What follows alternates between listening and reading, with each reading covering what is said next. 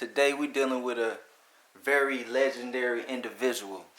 You may know him as Born to Win. 50 years of experience in martial arts. I'm going to let him introduce himself. Hey, greetings. My name is Alvis Tennant. I'm the founder and chief instructor of The Way of Victory, a system of self-mastery.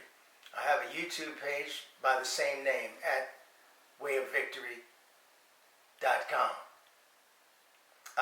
My name is Alvis Tennant. I talk about my 50 plus years of martial and healing arts training, and I also put out a daily quote on my website, and be sure to let me know how you feel about those quotes. All right, so let's start from the beginning. Where were you born? Where were you raised? Well, that's a good question. I was born. Let me give you the short answer. It's kind of long, but it's the short answer. I was born in Connecticut, New Haven, Connecticut, and then I moved to Teaneck, New Jersey. From there, I moved to Lagos, Nigeria, and from there we moved to New Rochelle, New York, with a stopover about 6 months in Chicago, Illinois. From there we moved to Ankara, Turkey, and then we moved to Redlands, California. And that was my childhood, 6 different places, no more than one place more than 4 years. So you tell me, where am I? Where was I raised? I was raised basically, like I just said, around the world. And what was the reason for moving so much? Well, my father had different professional opportunities. When we were in Nigeria, he was the head of West African marketing for a pharmaceutical company called Squibb Pharmaceutical. I think they're out of business now, but it was big back in that day. We're talking 1960 to 1963. When we were in Connecticut, my father was working on his PhD at Yale University, so we lived a couple blocks down from Yale University, where he got his PhD in French literature. And from there we moved to Teaneck, New Jersey, where he began to work with Squibb. And then we moved to Nigeria while he was working with Squibb. And then he was working, when we moved back from Nigeria, we were in Chicago for a while he was looking for his next opportunity. He found one in New York, and we moved to New Rochelle, New York. He was working with a marketing company in the city. We lived in New Rochelle, a suburb, Westchester County, suburbs of New York. And then from there, he got a job with the USIS, United States Information Service, which kind of isn't news now, but he was working there as the cultural attaché in Ankara, Turkey. And then when we left Turkey, we moved to Redlands, California, where my father was then a professor at the University of Redlands. So the reason for the moves was my father's occupation and movement. But I'm glad I was able to get a lot of exposure early in my life. Out of all those areas, which one was your favorite and which one was your least favorite? Well, my favorite was New Rochelle, New York. So I think I was there from like 8 years old to 10 years old, about 10 years old. And I looked at New Rochelle, New York as my home. I always fantasized, like, why couldn't I just stay in one place, go to my friends in elementary school, junior high, what it called back then, it's middle school now, elementary school, junior high, and then high school, and be in the same town. So that kind of broke up. My parents got divorced, and I went to stay with my father, and that's why we were going around with him. But New Rochelle, I would say, was my favorite. So my least favorite, and to be honest with you, I can't really verbalize a least favorite. I can't really say. I mean, because in retrospect, I really enjoyed the amount of travel and exposure I got as a young man to just the world. It's like ripping the Band-Aid off. I mean, when we moved to New Rochelle to Turkey, we did like a brief 3 or 4 months, I think, in White Plains, New York, which is a different world than New Rochelle, New York. But I guess if you push me and I have to say least favorite, I guess we could say White Plains. Okay. And what was the favorite again? The favorite was New Rochelle. And why was that your favorite? Well, because that's where I feel like I kind of was an innocent kid. I had a nice, what I call a Leave It to Beaver life. I had my mother and father in the household, and I had a lot of friends in school. You know, I was second grade to fourth grade, and it was I remember being a very happy kid, and that happiness kind of left in a lot of ways when my parents got divorced, and then we moved to White Plains. So that was right after they got divorced, and you know, it's a small thing in the grand scheme of things that I see people having to face, you know, childhood traumas, but that was kind of mine.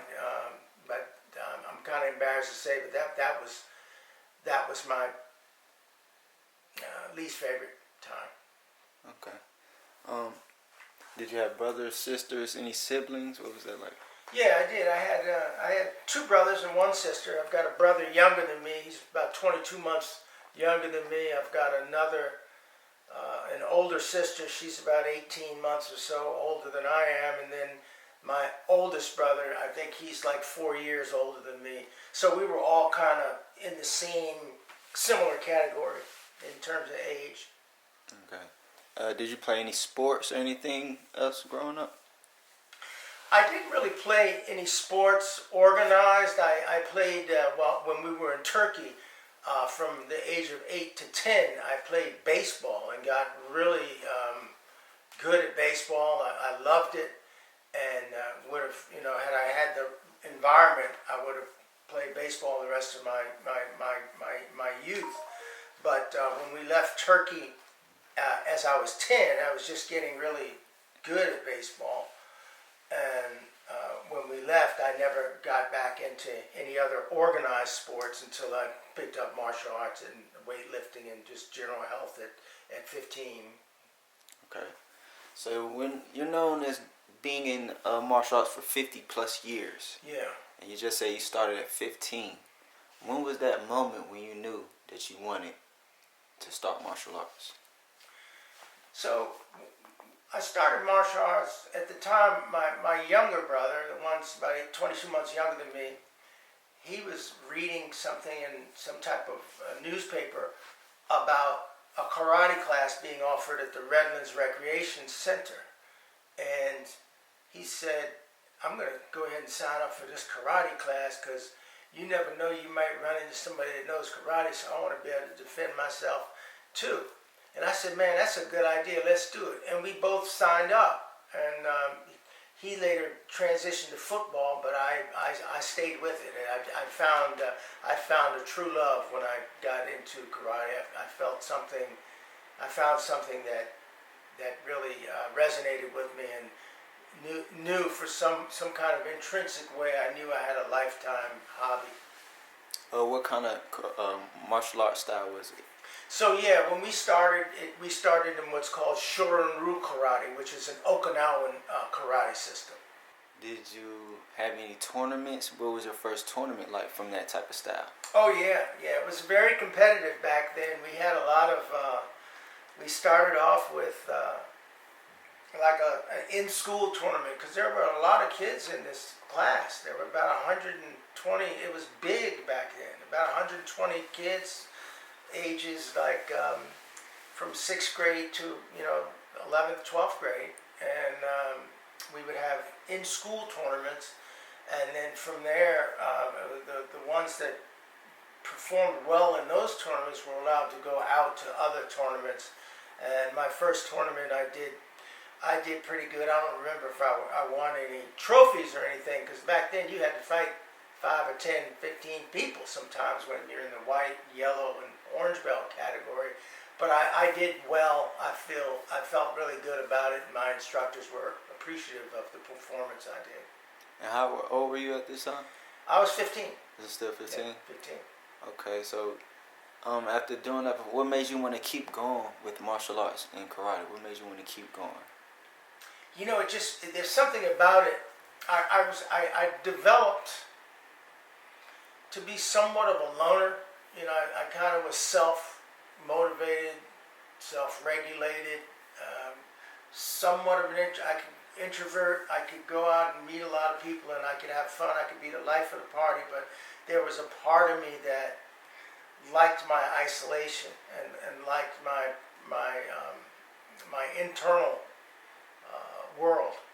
And with karate, I could kind of have both of those things, and it just resonated with my personality, and that I had something that I could do by myself if necessary. I like to spar people, so I always need somebody to spar, but I could practice the kicks, punches, blocks, and movements by myself, and this really resonated with me, and I became obsessed. I would be in the garage practicing. They'd have to call me to eat, and everybody's watching TV or doing something else. I'm out, you know, practicing. Even now, my wife can be upstairs doing something. I'm down here, right where we are now. This is where I practice. I've always had an affinity for that, and it just feeds that for me. Was there a moment, do you remember the first moment you might have got into an altercation and you had to use it? Well, there are a few instances with people that maybe bullied me in the earlier years when I was like in eighth grade or something like that, and by the time I was in ninth grade, almost 10th grade when I started learning karate, I tightened a few of them up with just my side kick, because it was I had such a fast kick, and when it hit you, you knew you were hit. I mean, I was knocking people down, and I probably didn't have to do this, but you know, as a kid, I wanted to pay certain people back, so it was under the auspices of we're just messing around, but really it was kind of like I'm letting them know that, you know, there's a new sheriff in town. Could you give like a detail of just one fight, like a picture by picture? Oh, sure. Yeah. I could give you a detail of fights. I've got that actually on my website, on the Way of Victory website. I kind of went through that chronology, but this one guy named Frank, he was a friend of me. You know, we were cool, but he used to be able to just kind of throw me around because he was a lot stronger and bigger than me. And then when he came, he said, you know, I hear you know that karate shit. Let me see what you got. I said, you sure? He said, yeah. And he was going to rush at me. Boom, I let him have it with a side kick, you know, so unexpected, so fast. And he just went flying, man. He flew back about 3 feet, landed on his ass, and everybody was laughing because there was people around, because he thought he was going to embarrass me. And then, you know, he jumped back up, ran in again. Guess what happened? He got another one, even harder. And it was like he was kind of hurt. And I said, man, you get out. I can keep doing this all day, man, because I was used to sparring then, and I knew how to time it. And that kind of, you know, he was, you know, he cursed at me, you know, and was upset, but he never bothered me again. I mean, we were still halfway cool, but there's, like I said, there was a new sheriff in town. That my sidekick was the main thing I worked on back then. Both sidekicks. Okay, and then this was around what, 15, 16? That right now I'm probably looking at 16. 16. I had about 7 or 8 months of karate then. I think I might be 15, almost 16, but I didn't have a year in at that time, but I had enough to do that. And how were you in high school as a student? How were you in high school? Well, in high school, I wasn't really a good student. You know, I actually ended up dropping out of high school and joining the Marine Corps because I knew that school wasn't for me, and I just didn't want to be just a high school dropout. You know, and my father is PhD, and I'm a dropout, so I was able to drop out, but my father signed for me to go in the Marines, and it's one of the best moves, you know, I ever made. You know, I wish I had done the whole 20. I could have done 20 and been out at 37 with a full retirement, but hindsight's always 20/20. So yeah, I wasn't a good student. So you went to the Marine Corps. Yes, sir. And where did you get stationed at? Where were you stationed at? So I was stationed in the Marine Corps. I went to Marine Corps training in San Diego, and then I was stationed in Camp Pendleton, California, which is right side by Oceanside and San Clemente, California, about 30 miles outside of San Diego. And then I also went to Okinawa, Japan, for 13 months from 1974 to 1975. Then I came back to Camp Pendleton, and then I was honorably discharged from Camp Pendleton in 1977. I went in 1973, got out in 1977. And you were still doing the martial arts around the whole... Oh yeah, the whole time I was what they used to call me karate freak. They would call me karate freak and think that they were saying something, derogatory to me, but I was proud to be a karate freak. I mean, that's who I was. That's what I did, and I continued to practice diligently, throughout my time in the Marine Corps. Even took up some boxing, some hand-to-hand combat. Back then, Marine Corps hand-to-hand combat was karate based. Was there any altercations you got in the Marine Corps that you would like to share? I had a few skirmishes. Yeah, I had a few skirmishes. I don't really like to go down that road. I had one classic fight with a master sergeant that fortunately, didn't end with me going to jail or being severely hurt. And I had several intense sparring matches in Okinawa, as well as when I got back from Okinawa. I mean, if you want me to go into detail, I can. No worries. So, Okinawa, that's the originating area of karate, correct? That's right. Yeah. How was it out there doing your martial arts in Okinawa? Oh, it was like a dream come true. Here I am.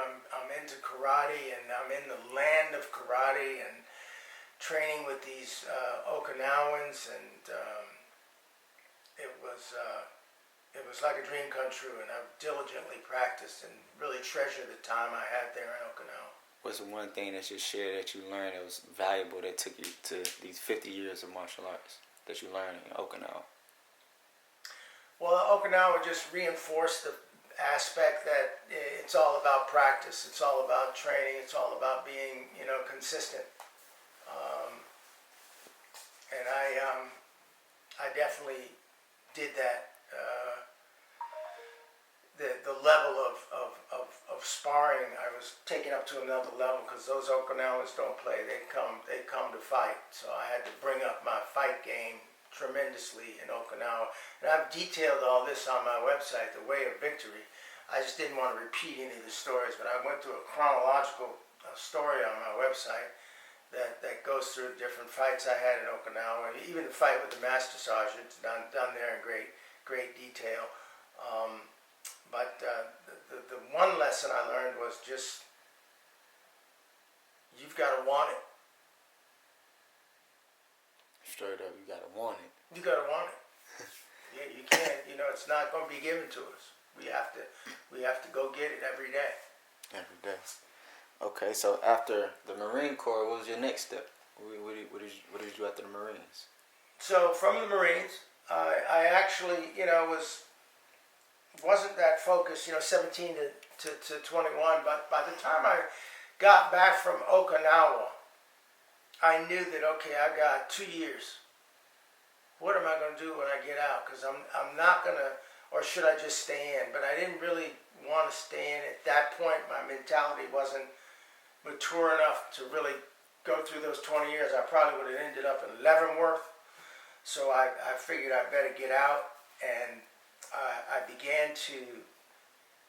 I got my GED before I went into the Marine Corps.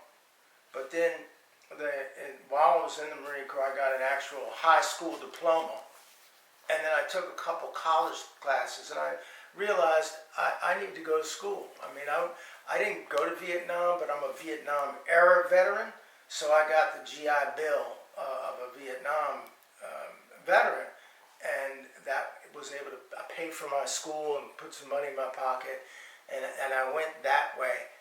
And when I left the Marine Corps in 1977, I went to, I traveled around the country.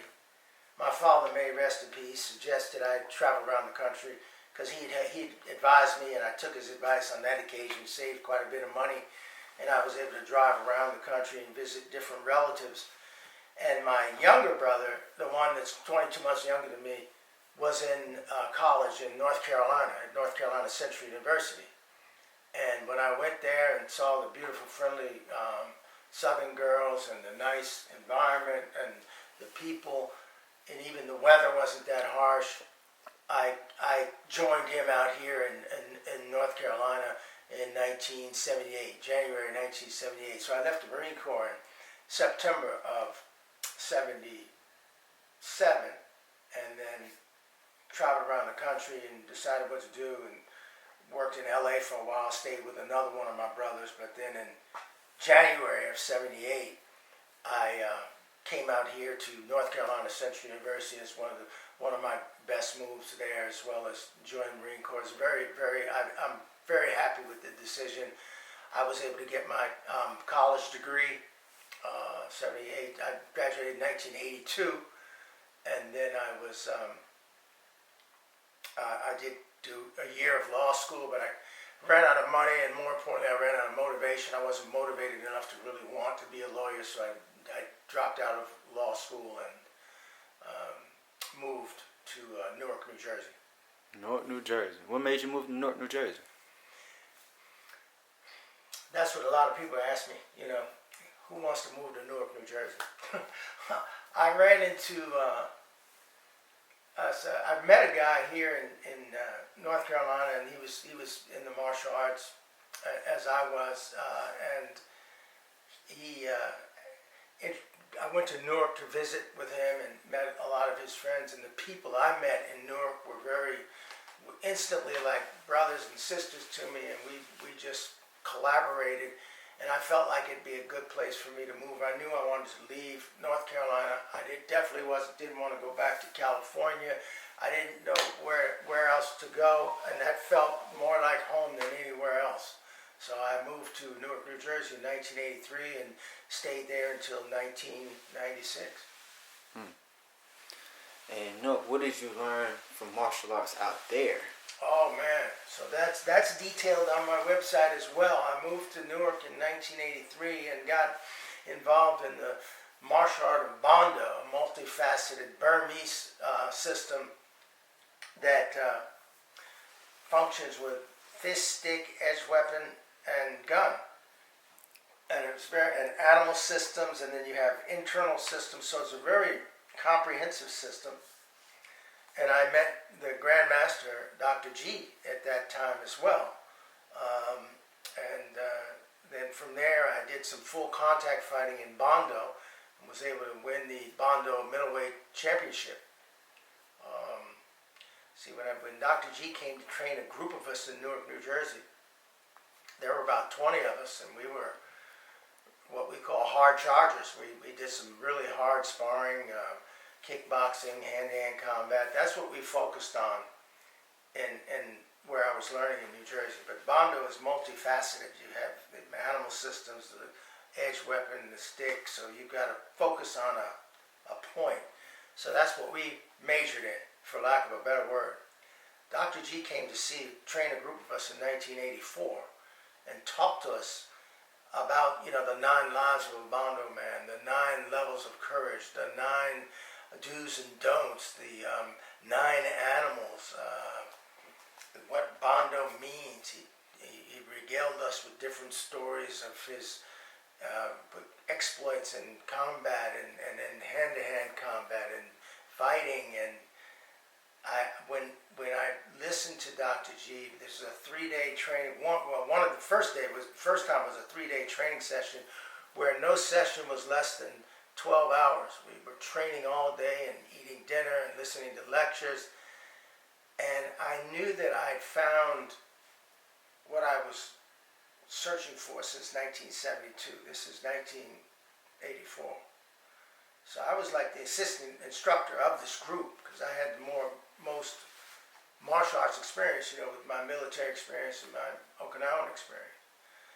But when Dr. G talked to me, and now keep this in mind, I've been training with karate masters, I've trained with kung fu masters, but there was something different about Dr. G. He was so approachable and so articulate, and the style was so comprehensive. I felt like I'd found a mountain that I knew I could climb. I knew I'd never get to the top, but I've got something really to immerse myself in totally. And I told Dr. G I want to be a disciple, I want to join. And Dr. G looked me straight in my eyeballs and he said, when the student is ready, the master will appear. Long before this occurs, the student will have met the teacher through the various personalities which have guided him along the path. When the student is ready for the next stage of his instruction, the appropriate instructor for that next stage will come to him. True masters and initiates do exist, but they do not advertise. In the end, one must always remember that there's only one true master, the inner self, who hides behind the mask of the apprentice. When I heard those words, there was an explosion in my head. In Zen Buddhism, they call that a koan, where you become totally enlightened by hearing a word or phrase or seeing a picture. I became enlightened, and we went to see Dr. G. The instructor and I would go see Dr. G several times from 84 to about 90 when he went overseas. We kind of fell out of contact. I would talk to him on the phone and just continue to practice. So that I'm so thankful that I was introduced to Bando, and that was the main thing that my martial art journey that I got in Newark, New Jersey. I also won the Bando Kickboxing Middleweight Championship in 1986. And how was that like, winning the kickboxing in 1986? Winning that kickboxing match in 1986 was the culmination of my journey in martial arts from 1972. From 1972, all my training came together at a point. I've talked about that in another video where you're having those goals. So I trained so hard for that kickboxing match. I did many rounds of just boxers, really like banging, just hands, but it got me on another level of just banging, because when you go full-time contact fighting, you're not trying to pull back or fight like, with any type of control. You're trying to knock that person out, they're trying to knock you out. And that's what boxers train to do. So that got me, and then I would kickbox, and a lot of the kickers couldn't really punch as well. And so that punching added another dimension to my game. And I did really well in that tournament, and actually won the championship. And it was like, I remember that it was like the culmination of a life mission. I'm 30 years old. I started training at 15, and I was very filled up, and I knew that I fulfilled that part of my destiny.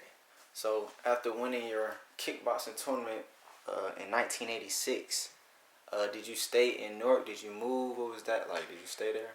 Yeah, I stayed in Newark till we moved from Newark in 1996.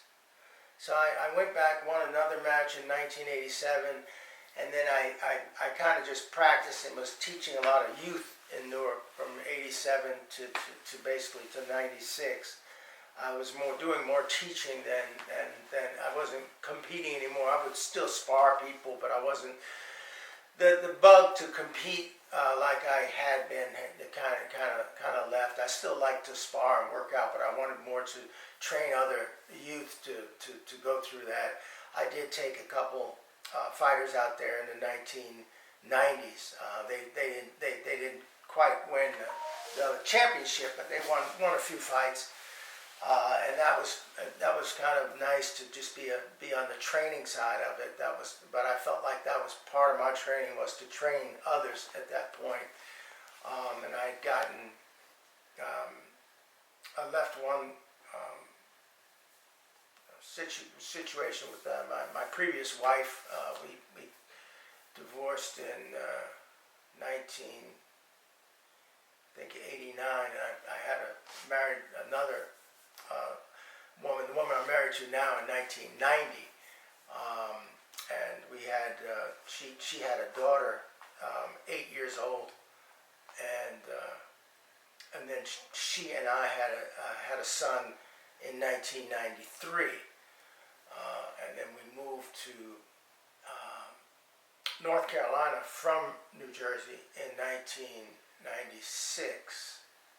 And once I got here, I began with another group of Bondo practitioners. I would train the kids in Bondo, and my son, he was 3 at the time, but he was front and center with me. But by the time he was 4 or 5, I was training he and many of his friends as well, all the way from like first grade all the way up to about fifth or sixth grade.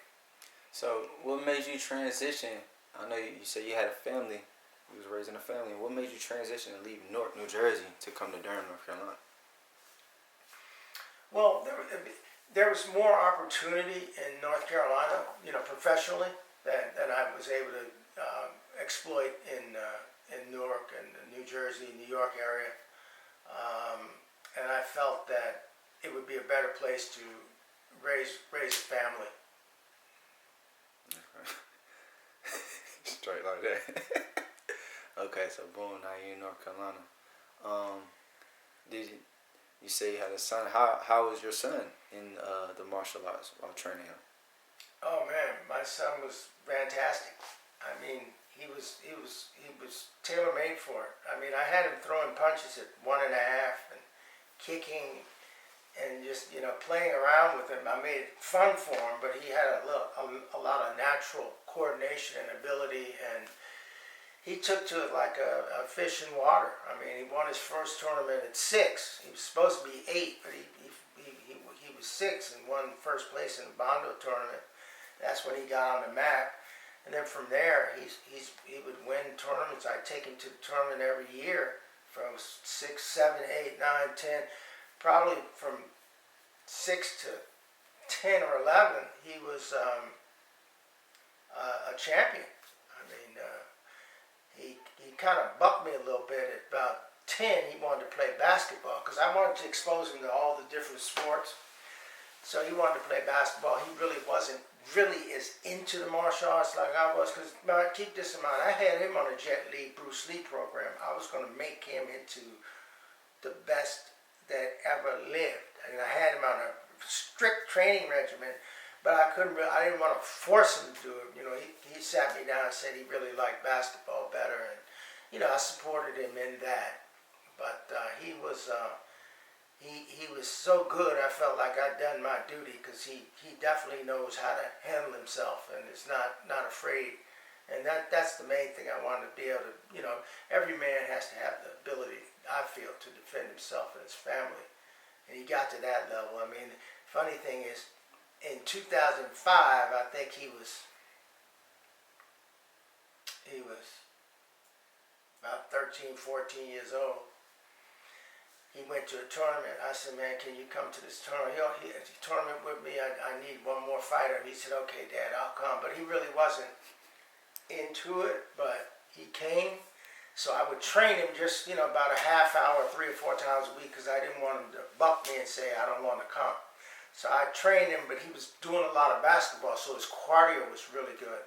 Man, he went to that tournament and went through like 4, 5 guys. And he went through about 3 of them back to back. He was so gassed, but he was kicking ass. It was beautiful. And people were coming up to me, man, you really trained your son. And I felt kind of guilty, because that was all just kind of his instinct. So I was very proud of him that day, 2005, and he came home with first place. But I was more excited than he was. Do you got any other notable students that came through you that you will mention? Yeah, I had, well, my son, and he had a friend that was like his best friend all through elementary school. So from second grade to about fifth grade, those were my two champions. I would take them every year with me and other groups of students, but those two were my core. When they come in, all the little kids would look down like, damn, here they come again. Because they were coming to fight. And it was like that. And even some of the parents would look, and be like, oh shit, they're here.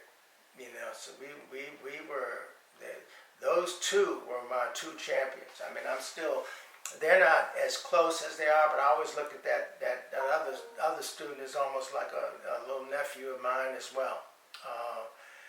And there were a few others, but those are the two that stand out the most to me.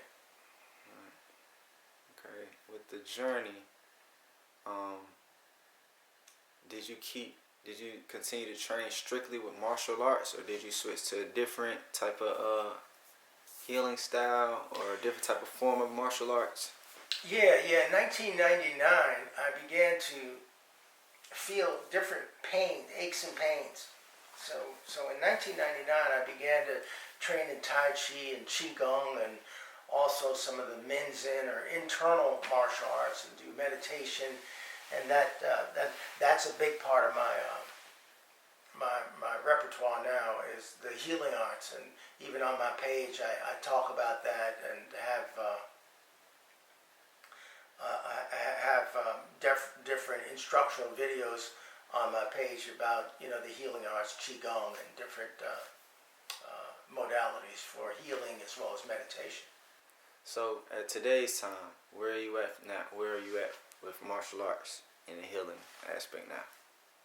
Okay, well now it's just a matter of continuing to practice. I mean, I've been training now since 1972. It's now 2025.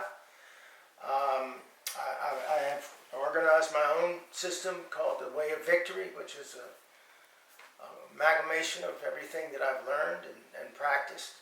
So what I do now is I do practice my Tai Chi, my Qigong. I practice some of the Bando animal systems. I do the sword and different kukri, different knife movements. It's more of a movement because my body's used to moving that way in terms of staying in shape. I'm not so much into competition, like fighting competition. I have had several from 2004 to about 2012. I was competing in form, so where you do a form and they judge you on your movement, the synergy of the movement, the coordination of the movement, the cleanness of the movement.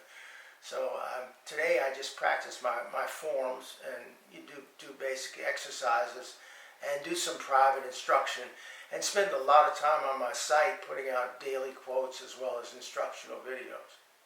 And what advice would you give to someone that wants to have 50 years of experience in martial art? What advice would you give to somebody that looks at this and is motivated and wants to be just like you? Well, the first thing you want to do is you've got to want it. You've got to really want to do this. And then you've got to it's like a non-negotiable commitment. You got to get up every day and you got to do it. It doesn't matter how you feel. Doesn't matter, what else is going on. If you got to get up a little earlier so you can do it before work, then you want to do that. So the key is to be consistent.